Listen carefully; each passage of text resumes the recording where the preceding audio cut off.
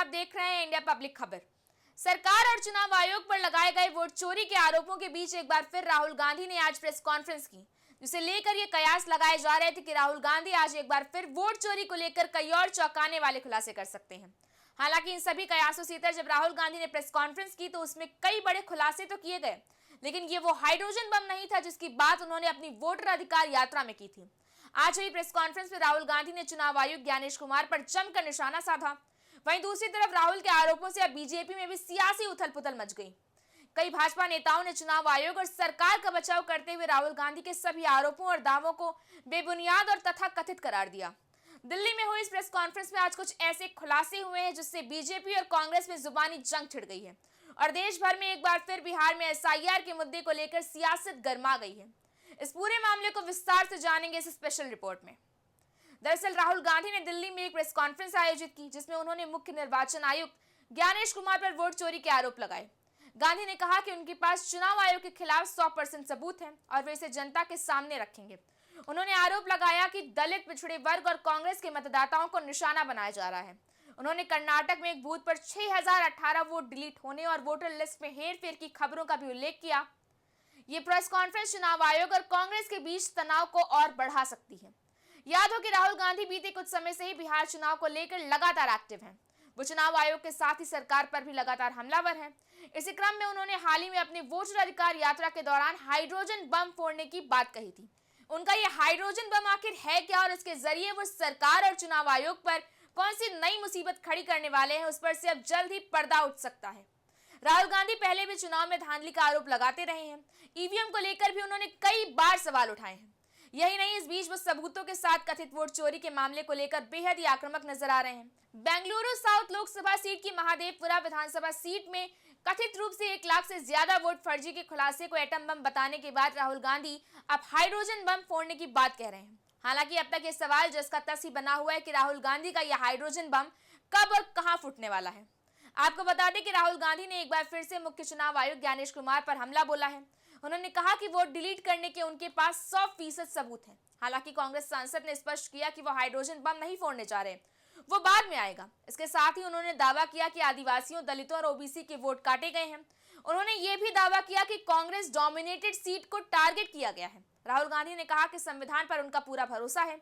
आज press conference में राहुल गांधी ने कर्नाटक को लेकर कई सवाल उठाए हैं। राहुल गांधी ने कहा, कर्नाटक में अलंद एक निर्वाचन क्षेत्र है। किसी ने 6018 वोटों को हटाने की कोशिश की। हमने पाया है कि महज 14 मिनट में 12 वोट डिलीट किए गए। हमें नहीं पता कि 2023 के चुनाव में अलंद में कुल कितने वोट हटाए गए। ये संख्या 6018 से कहीं ज्यादा है, लेकिन कोई उन 6018 वोटों को हटाते हुए पकड़ा गया। ये संयोग से पकड़ा गया। हुआ यूं कि वहां के बूथ लेवल अधिकारी ने देखा कि उसके चाचा का वोट हटा दिया गया है, तो उसने जांच की कि उसके चाचा का वोट किसने हटाया और उसने पाया कि वोट हटाने वाला एक पड़ोसी था। उसने अपने पड़ोसी से पूछा, लेकिन उन्होंने कहा कि मैंने कोई वोट नहीं हटाया। ना तो वोट हटाने वाले व्यक्ति को और ना ही जिसका वोट हटाया गया था उसे पता था। किसी और ताकत ने इस प्रक्रिया को हाईजैक कर लिया और वोट हटा दिया। वोटों को हटाने का काम किसी व्यक्ति के जरिए नहीं बल्कि सॉफ्टवेयर का इस्तेमाल करके केंद्रीकृत तरीके से किया गया। इतना ही नहीं, हाइड्रोजन बम फोड़ने की बात पर बोलते हुए राहुल ने कहा, सबसे पहले ये हाइड्रोजन बम नहीं है, हाइड्रोजन बम आने वाला है। ये इस देश के युवाओं को ये दिखाने और स्थापित करने में एक और मील का पत्थर है कि चुनावों में किस तरह धांधली की जा रही है। उन्होंने मुख्य चुनाव आयुक्त ज्ञानेश कुमार पर जमकर निशाना साधते हुए कहा कि भारत के मुख्य चुनाव आयुक्त उन लोगों को बचा रहे हैं जिन्होंने भारतीय लोकतंत्र को नष्ट कर दिया है। वे उन्हें बचा रहे हैं जिन्होंने वोट चोरी की है। राहुल गांधी ने कहा कि अलंद में मतदाताओं के नाम पर 6018 आवेदन दाखिल किए गए।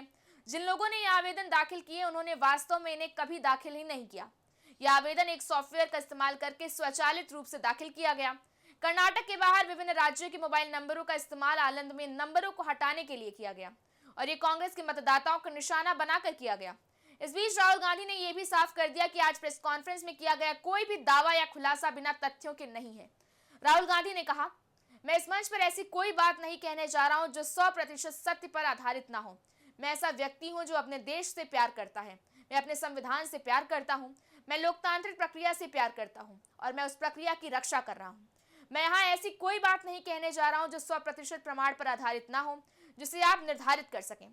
वोट चोरी को लेकर किए गए इन सभी खुलासों के बीच अब भाजपा और चुनाव आयोग ने भी राहुल गांधी पर निशाना साधना शुरू कर दिया है।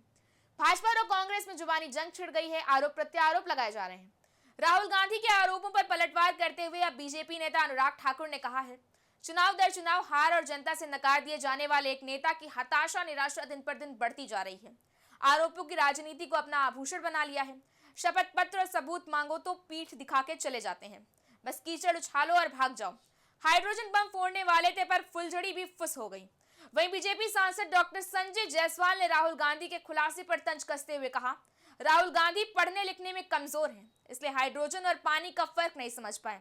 सुबह से कांग्रेस ने हवा बना रखी थी। उन्होंने कहा कि यह हाइड्रोजन बम नहीं, फुसफुसिया बम भी नहीं, बल्कि यह उनके द्वारा फेंका हुआ पानी का गुब्बारा था और वो भी सड़क पर गिर गया। वहीं चुनाव आयोग ने भी राहुल गांधी के आरोपों पर कड़ी प्रतिक्रिया जताई है। सूत्रों की माने तो ईसी ने राहुल गांधी के आरोपों पर कहा कि चीफ इलेक्शन कमिश्नर को नाम लेकर निशाना बनाना दुर्भाग्यपूर्ण है। उन्होंने केवल 6 महीने पहले ही पदभार संभाला है। पिछले साल की कथित गड़बड़ियों के लिए सीधे उन्हें दोष देना अनुचित है। सूत्रों के मुताबिक आलंद विधानसभा सीट कांग्रेस पार्टी ने जीती थी। इसी अधिकारियों ने ही अनियमितताओं की पहचान की थी और एफआईआर दर्ज की थी। इसी सूत्रों का कहना है कि जिस कॉल सेंटर जैसी कार्यप्रणाली अपनाने के आरोप लगाए जा रहे हैं, ऐसा नहीं है कि केवल फॉर्म भरने से नाम हटाया जा सकता है, फील्ड वेरिफिकेशन की प्रक्रिया भी की जाती है। वहीं दूसरी तरफ अब आम आदमी पार्टी की नेता प्रियंका कक्कड़ ने भी राहुल गांधी के आरोपों पर एक बड़ा बयान दिया है। उन्होंने कहा, सीईसी ज्ञानेश कुमार को बर्खास्त करके इस मामले की स्वतंत्र जांच होनी चाहिए। इसके साथ ही आम आदमी पार्टी ने राहुल गांधी पर भी सवाल उठाए हैं। प्रियंका कक्कड़ ने कहा कि राहुल गांधी वोट चोरी पर दोहरा चरित्र रखते हैं।